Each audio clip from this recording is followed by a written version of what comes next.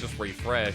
It feels like going to this game, pick and ban's going to be a little bit different, and sure enough, Suning on the blue side here, ban the Rise, ban the Tom Kent, the Zoe, different already. Yeah, completely different from what we saw before, at least Tom Kench coming out. Top Esports, on the other hand, keeping their bans the same. And Suning this time want to go back to that rel. Let's remember, On had the game-saving Engage in Game 2 where they capitalized.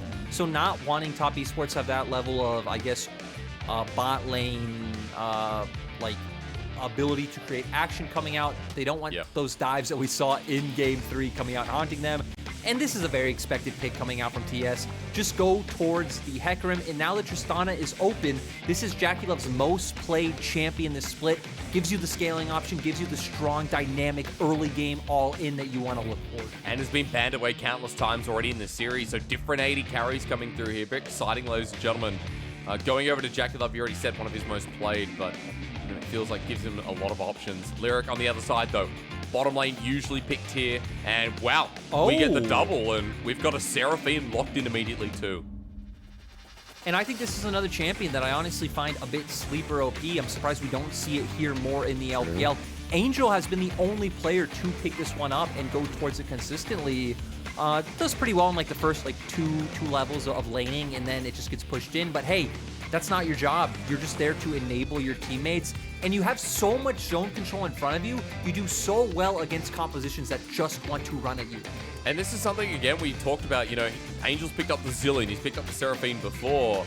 A lot of buffing ability, and he's kind of like the brick wall. Not in terms of what Seraphine is, right? But just that stability on the team. So that's something that SUNING have done many times before. But on the other side, hey, Top Esports have done this many times before in many different positions with the Gragas. That's the thing, right? This right now could be a triple flex for people, you know, not wondering. Knight has played mid lane Gragas this split, so I never want to put it past Knight to bring a champion into the mid lane. Could go into the support role and try to counteract that rel with her crash down, you know, use the body slam. Could also be a blind pick for the side of 369. I think this gives you a ton of power, just in draft in general, right? Being able to have this flex pick available. Let's start talking about these bans. So Nocturne, Quinn already there, signaling that maybe Top Esports go for something like the blind Renekton if it doesn't get put in the top lane, but instead it's banned by Top Esports. So again, limiting topside options with the chase as well. I think for TS, you could even look towards something like a Sylas yourself, be able to take away that Seraphine ultimate and have similar impact to her. It's going to do fine in the laning phase. And champions like Seraphine and Nico, in my mind, it's like Sylas does better with their ultimates than they do because you have the ability to gap close and, you know, extend that range or get it on the targets that you so choose. And it's also something that for Knight in the past has been really big for a pick for him.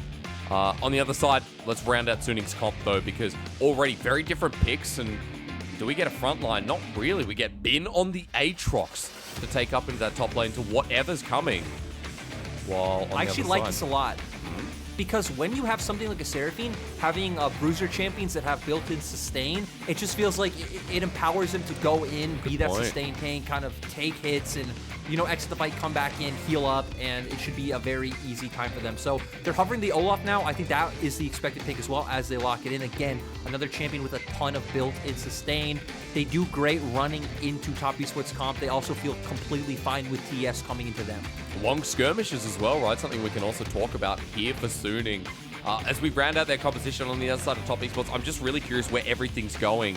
Again, the Gragas, big flex for this team, and it will be going up into the top lane. Aatrox with Top Esports locking in towards Alistar with the Tristana, so a very strong 2v2. Exactly. So going towards that soft counter of being able to stop the rel engage with your pulverize. So I like this pick coming out. It was most played champion this split, 70% win rate in 10 games so far. And we're going to see a lot of brawly teamfights coming out of this one, right?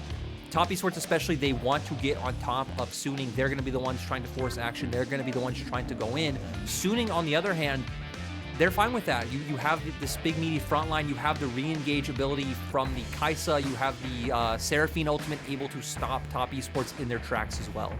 So going into this game 4, drafts are different. The feeling remains the same though, doesn't it? This series been a real hootenanny. I don't know. I've never been to a barn. I've never been to a barn dance. But whatever happens inside there, I assume, is very much like this series. You go in for a hoedown and you stay for the party. And this has definitely been one hell of a hootenanny / party. I don't know. I'm really out of my depth here as an Australian. I know sausages and Bunnings and Woolies. Everything else is far out. So we're about to get into this one, folks. Top Esports versus SUNING. Match point here for Top Esports as well. The chance to get into the top 4, get a lifeline, and face off against EDG. SUNING backs against the wall to see if they can take this to a Game 5. Then, hopefully, we call up Mark Z and get the B-woo-woo. With that, we leave you to the Gyos.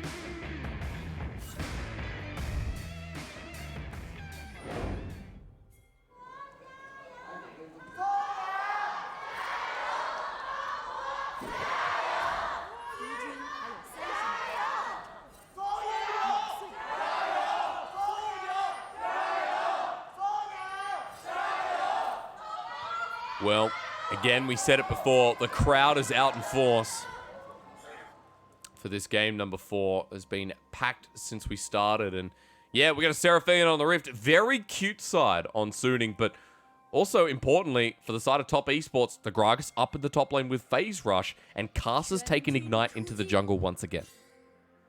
Yeah, so signaling, right, he wants to be more aggressive. He wants to look for some of these invades and these duels. Having a combat summoner in a 2v2 as well is going to be really strong, especially when you have Bin, who's going to win in the top side. You have Angel's going to be able to get early prio mid.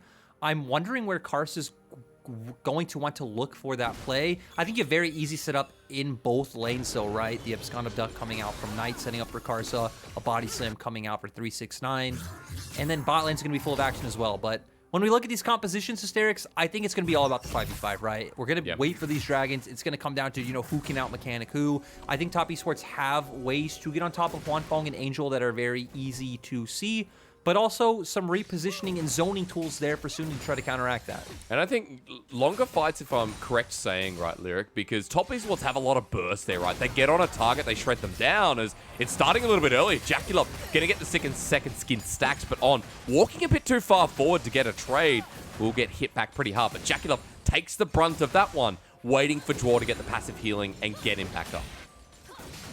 And it's pretty surprising, right? Because Alistar's not really a champion at level 1. I even think Kaisa has a bit better trading patterns than the Tristana. They hit 2 first. But Chua messes up the combination. Jaculov uses a rocket jump, and they're going to get 2 in the response. Chua could be in a bit of trouble. He flashes away. There's the crash down. One more hit. Huanfeng flashes forward, and first blood is over to SUNING while Jaculov wants to 1v2. When in the rocket jump as he flashes forward, the charge there. Will he survive? He won't, but it is still a double for Huanfeng.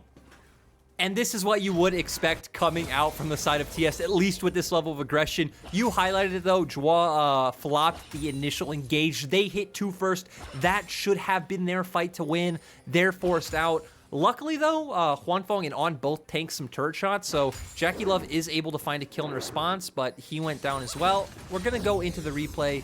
Here it is. They do get that 2 power spike. Draw just completely flopping the headbutt pulverized combo, pushing him away. Jaculov's rocket jump nullified, and now SUNING are just able to run them down. Draw is able to flash away. On does have to flash out, as well as Huanfeng flashing in.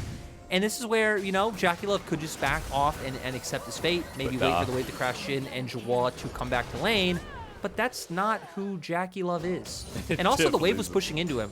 True. So you look at the CS score. Jaculov actually came out ahead in terms of CS because he's able to get back to lane and pick up that massive wave. 10 CS for now. There is the extra kill, though, which means the pickaxe. So I'm a little bit worried here, Lyric, because Huanfeng will have a damage advantage on the Halo Blades Kaisa.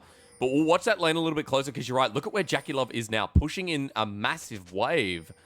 Look at Karsa too. And there's a teleport in. You called it, Lyric. Knight's coming in red hot, and they don't care about the response TP.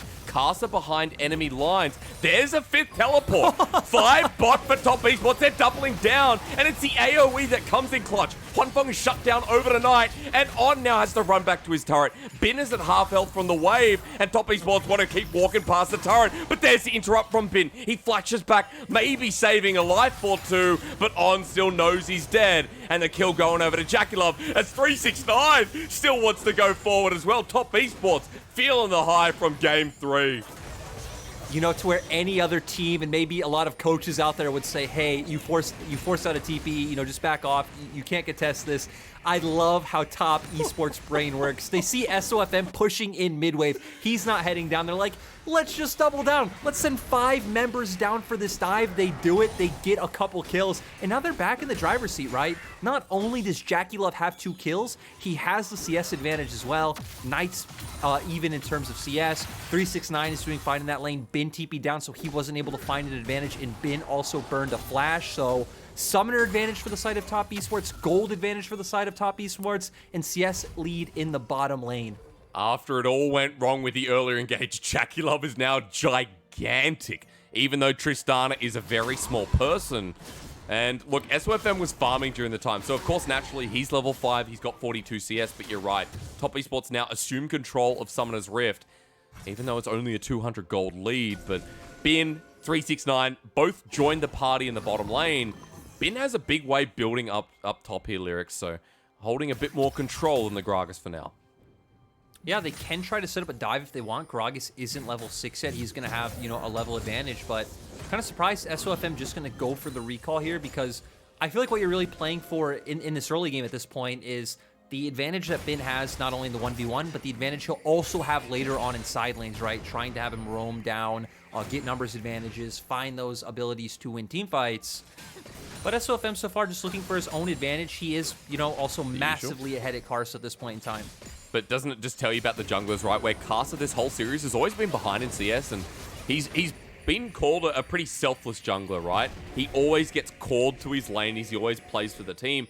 SOFM plays for himself, man, and SUNING should follow his lead. So it definitely fits with the storylines we set out.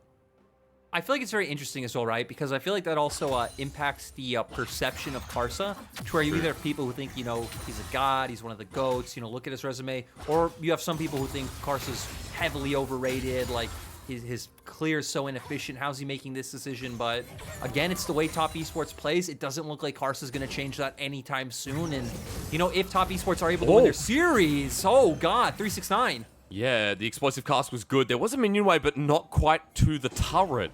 Bit of damage goes down and no healing from Bin, so he might just have to back away. 369 at a good health state as well, so he'll just be able to push out the wave. And now we're going to see Karsa pathing up towards the top side. Still, SUNING do know now, and now the wave is actually coming into Bin, so I don't think they should be able to find any gank opportunities. 369 heals up. He's like, I don't care, I'm going in anyway. Yeah, when you drink, you do feel a bit confident, don't you, Lyric? You know, you want to go in anyway, even though it might not be the right decision. But 369 heals up. It is called liquid courage for a reason, my friend. But Bin was still smart. He backed off because, again, they did see Karsa pathing through the mid lane. And now SUNING want to be the ones to punish. We already highlighted how the wave was pushing in. 369 does have flash, but I think he might just be done for. Yeah, Ragnarok, he's stuck on him. Flash burnt as well. SOFM with the response. And that's one for SUNING up in the top lane. So SUNING at least realizing where their advantage is and where they need to start breaking the map open and pushing the cogs of the game forward.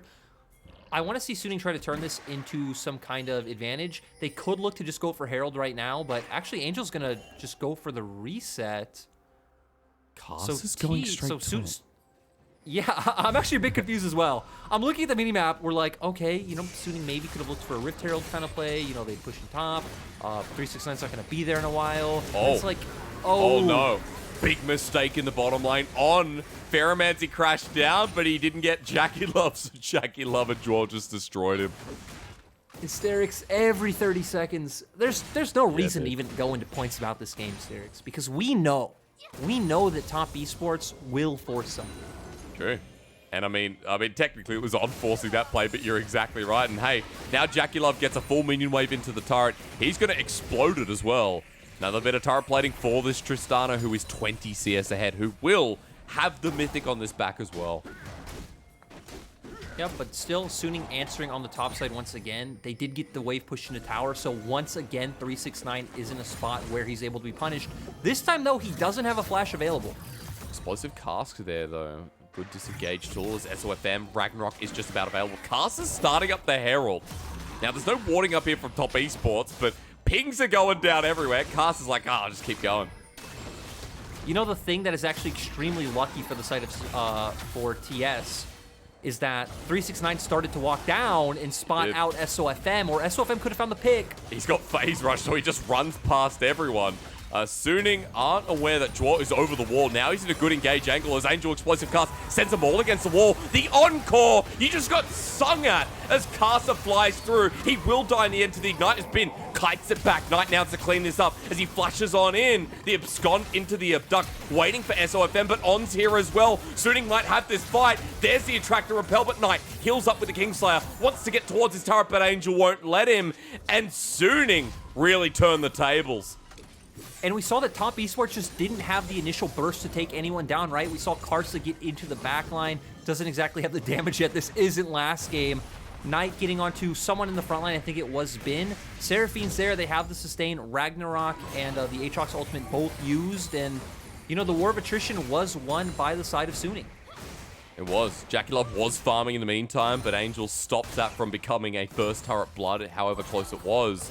He'll clear the wave. Jackie Love one plate away. Or just about 1.5. He was close to clearing that other one as well. But Lyric, we look at the gold lead, and things are pretty much even. 5 apiece. Top esports with 300 in their back pocket. And now Angel has a bounty on his head. So supportive items going to be coming much quicker than they were before. And I should also note that we're not even really within a standard lane anymore. Look at assignments.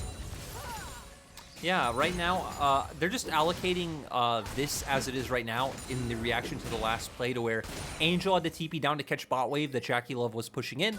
So they sent everyone to, you know, the nearest lanes on the side of Suning to just pick up farm and make sure they're not losing out on any gold or EXP. I think the massive thing to highlight, though, is the fact that Jackie Love already has Kraken Slayer. Yeah. So he's feeling big right now. Any skirmishes around him are going to feel quite good. I like that you highlighted Angel on the opposite side because, as you pointed out earlier, right, those longer, more sustained fights are where Suning are going to thrive, propping up members like SOFM and Bin. Especially when, you know, people like Bin as well in a decent position might not have the kill, but getting towards his first item, he went for a cull in this lane, and he's 17 CS up currently. Let's just make it 20 over 369, pushing the wave in, while on the other side, you know, Suning are like, well, Huanfeng and On haven't been in a great position. They're the ones absorbing the pressure. As Caster's just going in. Lyric, Angel's gone golden, but Knight picks him up at the perfect time. But is there enough damage? Again, Angel survives and just turns it around. There's so much healing on this champion. And they just don't have the burst yet, right? You look Lost True. Chapter, blasting on now on Knight, only a Bomby Cinder on the side of Karsa. He's right under his tower. They just aren't able to take him down. And you have now chain-fed Knights where he already has his Moonstone Renewer. Yeah, that's a big item pickup for the composition that we already outlined. And Knight going down again. I mean, he's still not towards his mythic. And at this point in the game, Suning kind of claw back some of the gold. Still even, of course, but we just keep going back and forth. We just keep fighting. Let's call this game shenanigans. Yeah, and we see them going for this pick. The ultimate does come out, but again, no real damage there. Knight gets the full combo off, but they're not able to chunk him in time. SOFM's here, goes for the counter gank. They find the pick. We come back to live. What are we looking towards next, Lyric? There's a dragon up. Herald's not there. Lanes are getting back to a bit of normality with Knight back in the mid lane versus Angel. Pings are getting spam bot surf. So I don't know what's happening down here. I think for the side of Suning, they're making the right call. They now have pressure in mid. I don't think Angel's under any threat coming from Knight in the near future. Your top lane is TP. Your top lane is ahead of the enemy as well. We've highlighted how Suning feel completely fine in these 5v5s. And even now, Huanfeng has the Kraken Slayer as well. So if any skirmish over Dragon comes out, I would favor Suning at this point in time. But the Herald might impact some of the play if it gets the charge here. Angel and SOFM just walking up to it. Caster with a level down against SOFM. It's brutal combat at a melee range. Walks up to Knight, but yeah, thank you for the turret plating. Does go over to Caster in the end, but doesn't take the turret down. Suning moving back out, and it's river control once again. Ooh, SOFM kind of living on a knife's edge right now. Maybe Knight is, though. Abscond away. Undertow connects. Ragnarok dive. Kingslayer heals up. He flashes away, but SOFM needs one more turret shot. The onslaught of shadows not far enough. Carson goes in. The encore. Dwar sends on away. Carson needs one more hit. The shattering strike doesn't finish him off. Knight's here for a bit of backup as Dwar actually flashes out. This time dies to the Rel. And Suning living a bit of this chaos as Jackie Love's gone too far forward. Bids in with the TP. The top Esports AD carry needs help, so he brings in the teleport. The buster shot away. And 369's a good mate. How do we have a game where 80 carries are solo split pushing? I think 369 and Jackie The boys are here. The boys are here, but Jackie Love's big. What? He flashes in? What? 369 at least gets away, but... Why?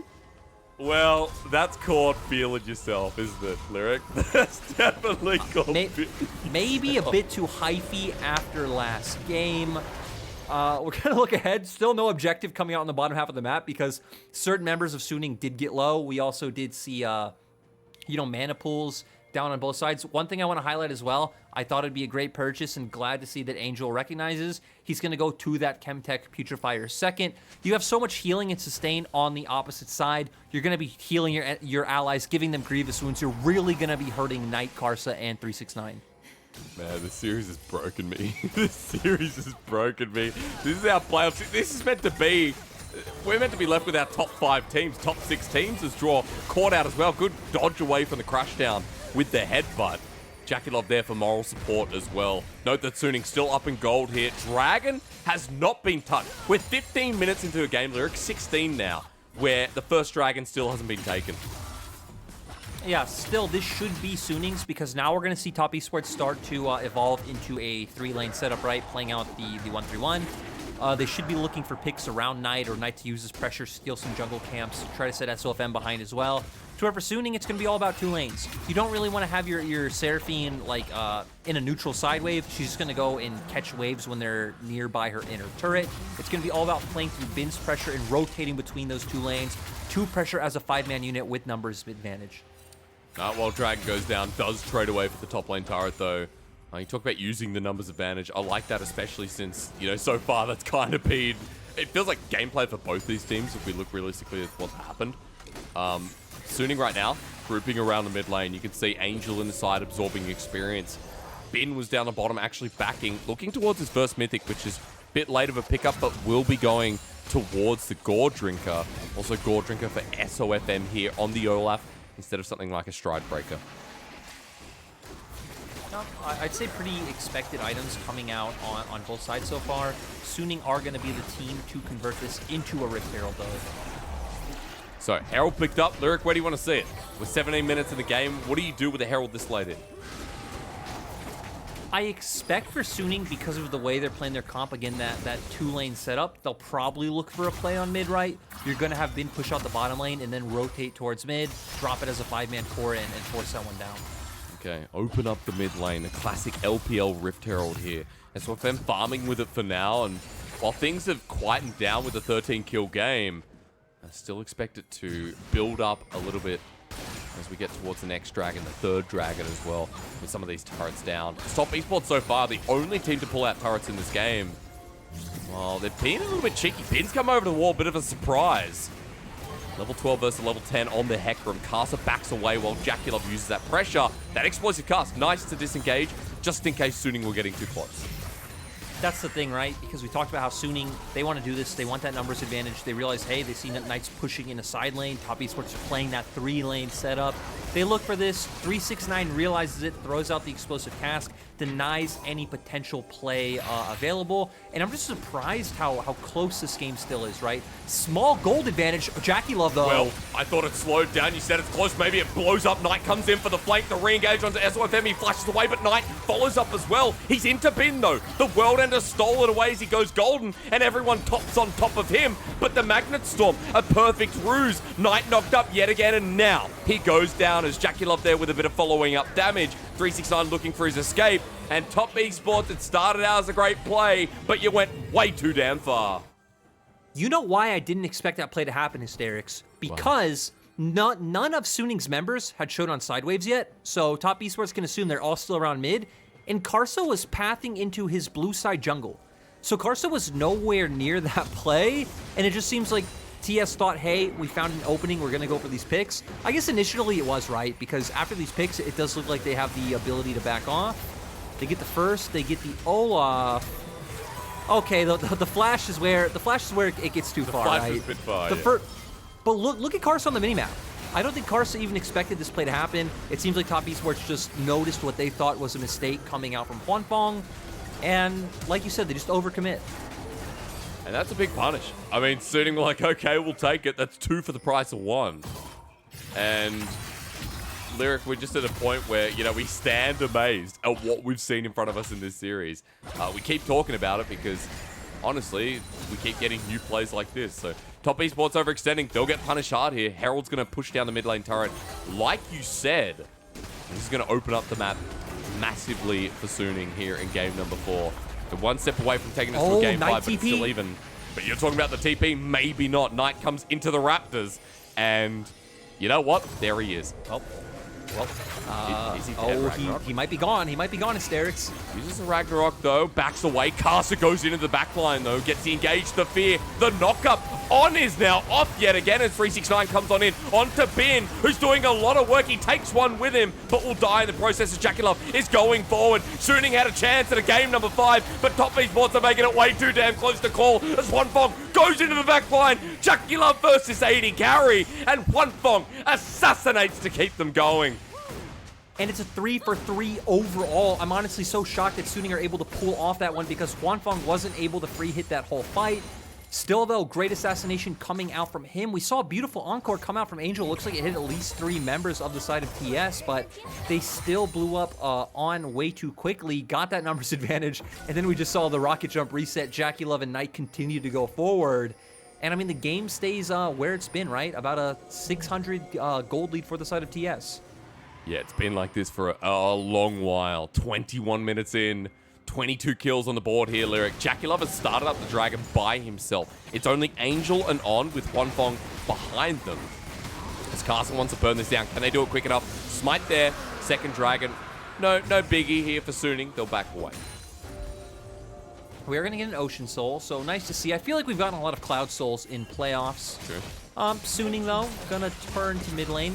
The turret was pretty much theirs, right? They got the Herald charge off. Had been actually rotated, I feel like they would have gotten that one on the last play, but of course, that's where we had the silliness of the Knight TP and all the shenanigans involved with that, but Suning wanted beta fight right away. They have ultimates up already, right? Encore's up, Ragnarok's up, Rel able to lock people down as well. What will TS do? I mean, this suits the game, doesn't it, Lyric? It really does. Baron's going to be pulled off on a bit of vision. I'm not sure if that control would actually spot out, but either way, they had vision. And it wasn't a control ward, excuse me, just a regular ward. Top Esports, they'll just go back to the wave. Suning back away, wait for it as well. And now we lull for a little bit longer while we watch this last fight. Yeah, we see that SOFM wants to try to punish Knight's engage. I really want to keep my eyes on Hwanfong because, again, it didn't seem like he was able to get that much damage in the fight. Encore comes out. Actually, only hits look like 2 members, Karsa and Knight. We see Bin go in. He finds the initial kill, but by the time Hwanfong's able to walk up after the barrel, again, great barrel by 369, he's not really able to take any targets down because Rel's already died, SOFM's already died, Bin is already going down as well, but there's that beautiful assassination from Hwanfong that you talked about. He's 5-3 and 2. 2 items here with the Lord Dominic's Regard picked up, but note where Jakilov is after getting all the turret plating and the early kills. Jakilov a full item ahead, and you and I through this series, we've been talking a lot about Hwanfong, and he was ahead in items game 1, I think game 2 as well. This time around, Jakilov gets the better end. He has that full Phantom Dancer, and he's in a good position to carry here on the Tristana. We just want to see the execution come through. His execution's really been the name of this series. It's like whoever wins with a big old forehead wins, but it doesn't feel as simple as that.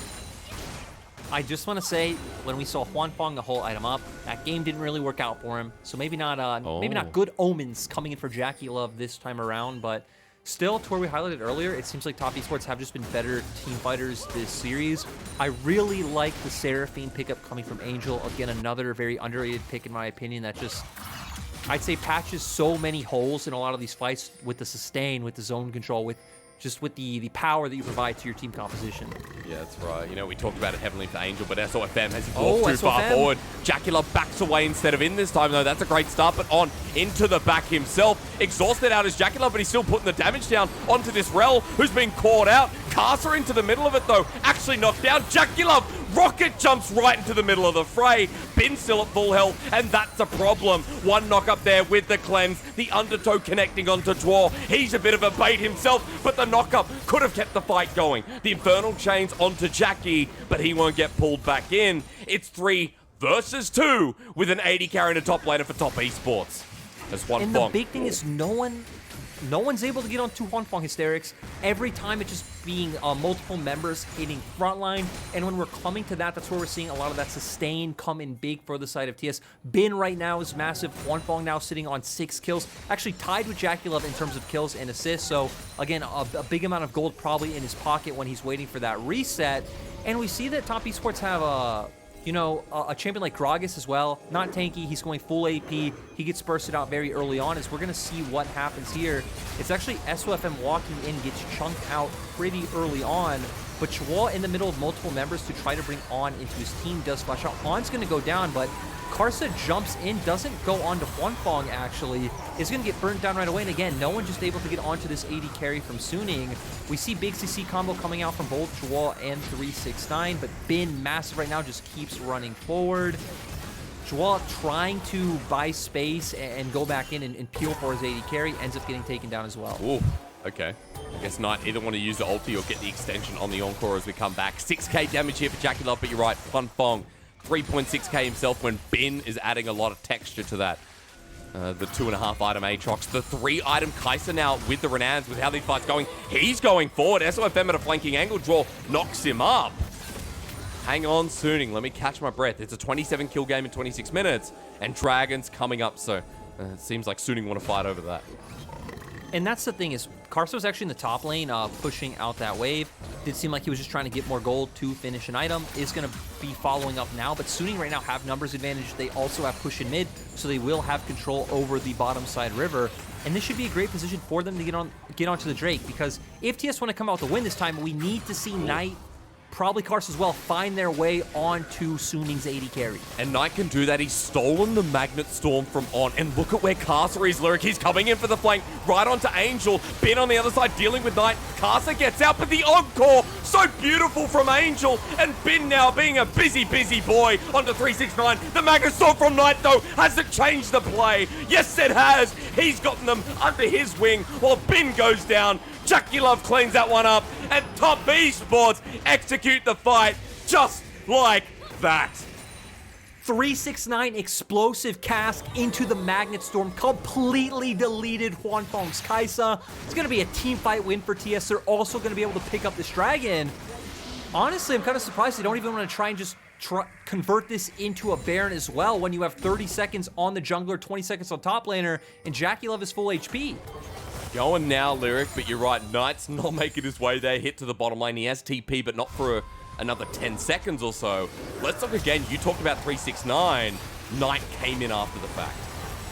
Yeah, we see Huanfeng walking forward right now, and I want to keep your eyes on 369. Gets the cast, hits Kai'Sa into the team, lands the body slam as well. There's the Magnet Storm that you were talking about, and that's your win con right there. Delete the enemy 80 carry. That's all the source of consistent DPS coming out.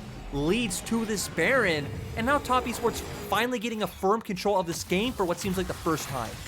And with these 33 kills we got in front of us in a 28-minute game, Top Esports have the first firm lead we've had so far in game number 4. There's a 4k gold lead just about, Lyric. Baron in the pocket, but I'm not going to jinx anything. I'm not going to say anything after what we've seen so far this series.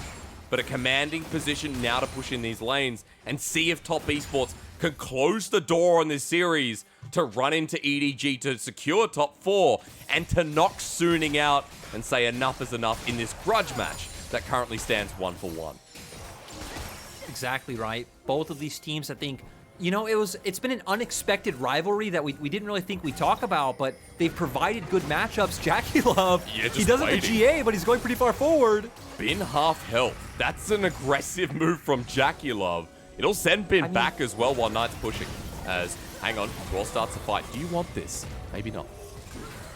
JackieLove got a full item off that last team fight, right? True. He was able to back and just pick up a GA outright, so he's definitely far ahead in terms of gold. CS has caught up, though, from what it was early on. Knight finds passing. He's dead. JackieLove goes over the wall. Knight catches him out. Draw for the engage. And again, the explosive cast. Beautiful. Knight on the other side. And just like that, Lyric, the series might be done.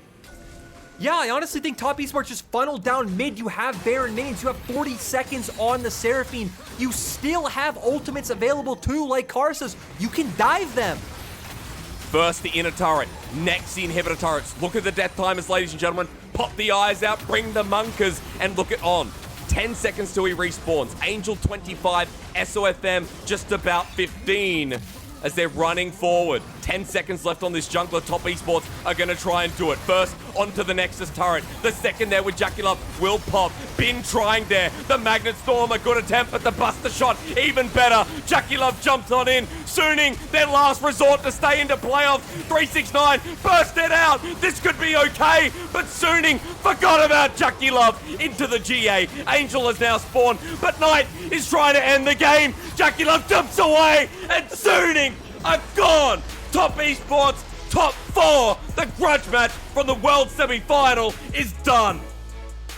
And it's so exciting now. We get to see Top Esports go up against EDG, JackieLove up against Viper, Knight up against Scout, Flandre and 369. It was such an exciting matchup, and this game, this series honestly was so fun, so close in a lot of areas. Again, you could argue SUNING should have started 2-0 up. This could have been a 3-0 for Top Esports. At the end of the day, their team fighting was just so on point. Just mechanically, they were so good finding these angles. This last game, that one cast from 369 that he found onto Huanfeng was absolutely massive and broke this game open, swung this game over to Top Esports, and JackieLove and Knight capitalized. Changed the face of the game, and Suning knocked out from there, and quite literally a 3-1 in the end. That was, without a doubt, the most entertaining series. Doesn't matter what you say, you know, call it a fiesta at the start, call it an explosion in Game 3. But that series delivered on very different angles that we didn't know we needed. So it's like watching, you know, Pride and Prejudice. You sit down, you think this is stupid, but at the end you get through it and you say, hey, that was worth the watch. It definitely was, right? And it definitely feels like TS were the better team, right? Come out with a 3-1. Great to see them move on. We saw some of the glimpses of what, you know, made Suning's run so good. We also saw a lot of the disconnect in the execution of these comps, right? Even in this last game where SOFM once again is the member to get picked off. It's so sad to see because in those first two matches of playoffs, he was definitely the MVP player on the side of Suning, but just not able to bring it together today. And even in game 1 and 2, where I felt like Suning like definitely had better drafts in the side of Top Esports, they just weren't able to execute. And it's a shame when I think SOFM we were talking up quite a lot, and you know this was definitely not his day. Like, you know, CS differences in the jungle, but his plays getting caught out, that's what ended the game there for Suning in Game 4, but also throughout the series, SOFM making decision after decision that was pretty uncalled for. You know, like Game 3, especially another good example. I will say, like, but he had good moments, right? Because there were, like, a lot of his pathing, it's like, okay, he's getting ahead in camps, like, he's kind of, like, maneuvering around Karsa, but then playing against Top Esports is just a whole different beast to playing against any other team in the LPL, in my opinion, because you will have moments like that bottom lane skirmish where it's a 2v4, and for some reason, JackieLove just flashes forward. Yeah. If you are the enemy team, there's no way, like, certain plays like this are ever going to enter into your mind, and, like, you just need to react in the spur of the moment to what Top Esports throw at you. And that's just one example, but there were a lot of shenanigans throughout this series. That's a perfect little bubble there, Lyric. You need to react to what Top Esports give you. Sometimes you question bawling at laughter at JackieLove, and then other times you're like, wow, you're going to make that decision when it could fall on its face.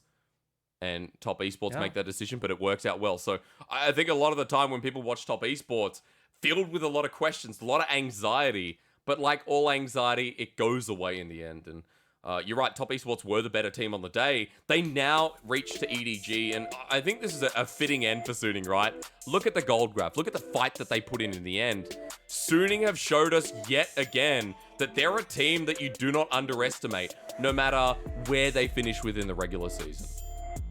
That's the thing, right? They definitely improved throughout the split. They still have a rookie support. They still have things to improve on, but definitely a commendable performance ahead of them. Finishing top 6 in playoffs is nothing to scoff at. 17 teams in the league, but looking at the damage, the Jackie Love damage is pretty expected. Yep. It's kind of funny that this whole game started with that 2v2 where Joao just kind of flopped it, messed up his WQ combo. Jackie Love then flashes in to trade his life for one Fong. But actually, again, we highlighted in game, it was the right decision because the wave was pushing into him. So he comes back, he gets a massive wave, he's starting to stack up a lead. TS starts skirmishing around bot side, Jackie Love gets more kills, and then for like 15 minutes, we had 4v4s on the top half of the map, while the two AD carries were left solo, just fighting each other, and Jackie Love getting off a ton of free damage all game. Even earlier in an interview, I think it was from yesterday, I don't know if you saw, but Jackie Love said, you know, my goal is to get off as most damage as possible because I feel like that's the AD carry's job. This man does it every single time. Yeah, his damage percentage is something like 29% at least, right? And even when he was in IG, it was the same. I mean, we're still getting the explosive Jackie Love AD carry, who is a top 2, top 3 AD carry in the league. He makes big decisions. Sometimes they work, sometimes they don't, but most of the time, they're not too bad. So I think this is a great way to end the series, Luke. I was expecting a Game 5, in all honesty. I think that had the chance to go to a Game 5 with some of the fights we were seeing. But as a little send-out for Suning, I think it's nice to package this team as a team that can really punish mistakes and a team that has a very, very good, like, side lane control, right? Like, we talked about waves quite a lot during the playoffs that you and I did, and of course the playoffs with LNG as well was talked about. Suning have a good wave management. I think there's a lot of talking points about this team for summer.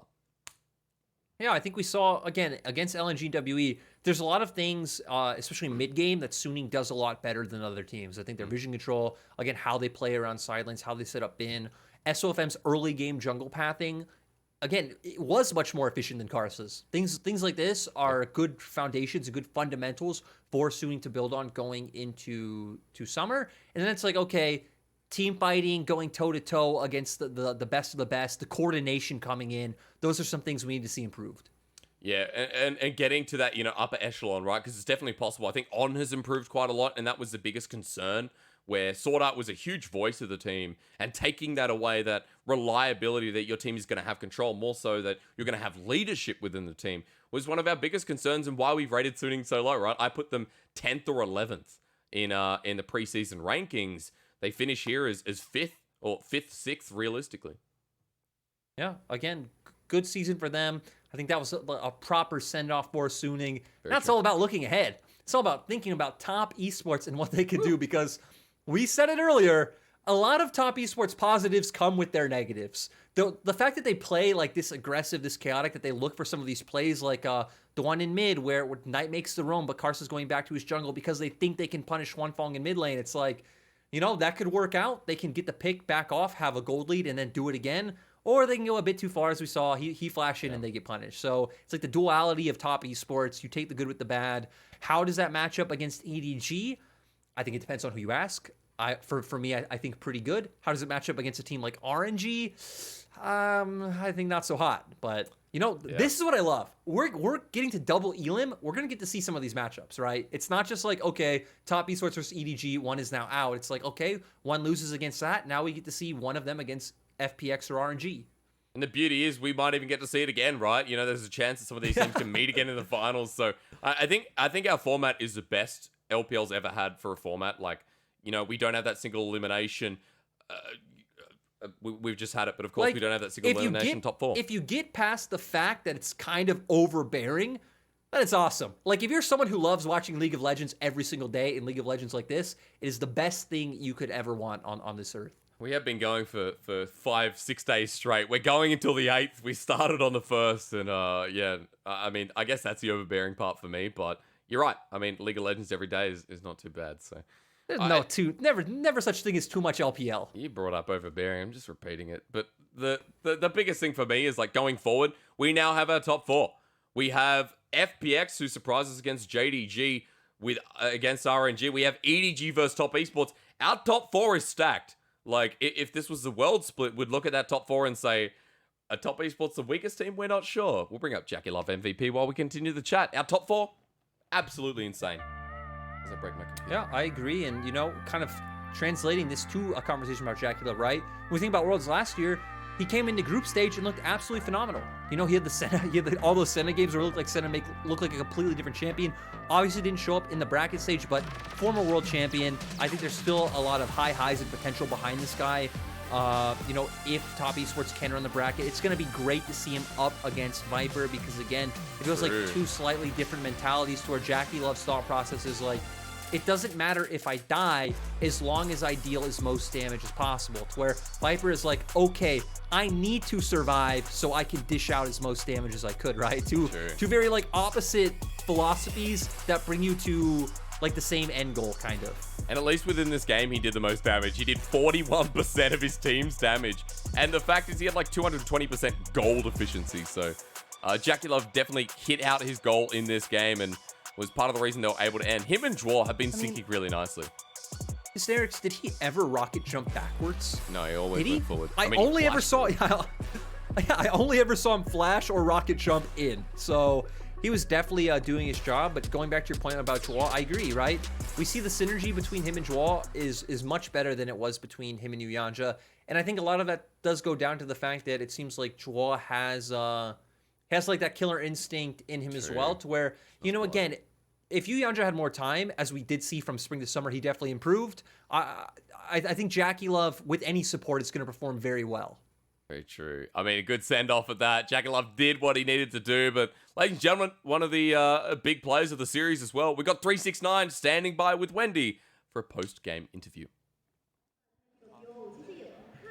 Hi everyone, welcome to the interview, and here we have 369 from Top Esports with us. So congratulations on taking the revenge against SUNING. And I must say, SUNING is really on a very high note because they just got a 2-3-0 victory in the playoffs. So in facing against them, any special preparation before today's matchup? 那首先恭喜你们今天也是面对苏宁完成了一个小小的复仇嘛。然后其实老实来说，其实苏宁现在的状态特别火热，在之前的2场 BO5 中都是3比0击败了对手，所以面对苏宁有没有特别的做哪些特别的准备呢？就打苏宁的话，我个人的感觉就是，我就把自己的各方面东西打出来就行了。 In facing SUNING, I think I just play normally and try to put myself all in to the game, and we were able to grab the win. And I must say it's a very exciting best of 5, and I would like to talk a bit more on game 1 because as an audience, I feel I'm on a roller coaster, and your queen just got that MVP. And I believe the last team fights around the mid lane, and you were able to get the quadra kill at that time is a very crucial team fight. So could you know more about that scene? 那么其实第一局让作为观众来讲，感觉也是像坐过山车一样，特别精彩嘛。而且你的奎因也是凭借优异的表现斩获了 MVP， 特别是最后中路的那一波团拿到了4杀，奠定胜局。想问一下，当时是发生了些什么呢？就因为前面优势蛮大的，但是到中期就不太好带线，被抓了好多波，有点急，然后就打得比较久。到后面的话就到了大后期其实就比较看各方面的操作了，就整个团队的操作。 To be honest, I feel that we were got some huge lead in the mid game for game 1, but we made some mistakes in the split push, so that can be a very hard situation for us. But I think in the very late game, I believe the team fights depends on the mechanics on players. So for that team fights, we were able to have a very good mechanics, and this guaranteed us the victory for game 1. And also game 3 is super one-sided, and right after 10 minutes, the gold lead for you guys was over 8,000. And all the teammates, they just leave you on the lane and do the farming, and the fall of them just make so many skirmishes. So I'm very curious, did you say anything to all the teammates? 那其实第3局的时候是比较一边倒的嘛，然后到了10分钟，经济差距就来到了8000。但是比较有趣的是，其实他们是就留你一个人在线上发育，然后其他4个人一直在打架。然后就想问一下，那在前期你有没有跟队友们说些什么？就我觉得我就一直在做就是我觉得对的事情，就没有跟着他一起去。I just did the thing that I thought can be the right thing I need to do at that moment. So I didn't make the engagement with other teammates at that time for the early game. And also in game 4, the game 4 is goes quite back and forth, but you guys were able to make a very clean tower dive from the very beginning, and the 5 of you just gathered and make the tower dive and ensures Jackie loves Tristana to grab some kills in the very early game. So what the team's communication at that time, have you already planned you're going to make some bot tower dive and maybe focus on the bot lane in the early game?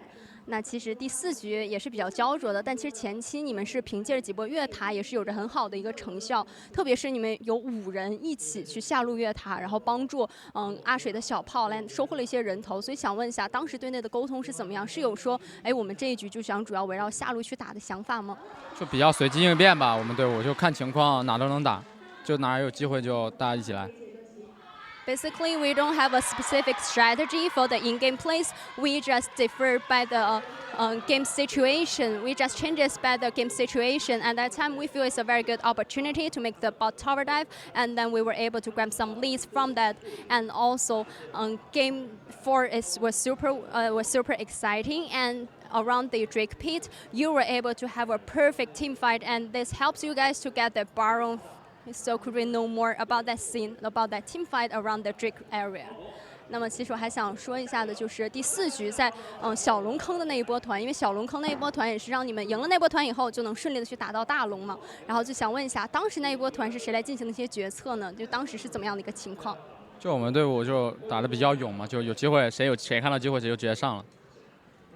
Basically, Top Esports is a team with a very aggressive playstyles. So once we seek one opportunities, all of us will just make the engagement and try to make the team fight. And with that aggressive playstyle, Top Esports, now you were able to get 200 wins after today's best of 5, and now you have advanced to the semi-finals. And I believe there's so many fans from all around the world always supporting Top Esports and looking forward to your gorgeous performance in the future. So any words to all the fans?